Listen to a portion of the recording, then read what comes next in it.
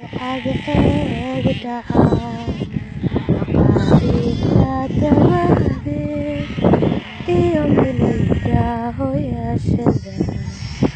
anomalka soofiyo mayracaya xoola meelhiimse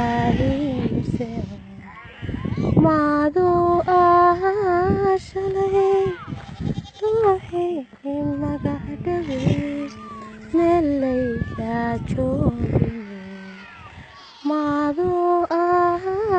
shalay ruuxii magacdhawe meelayda joogine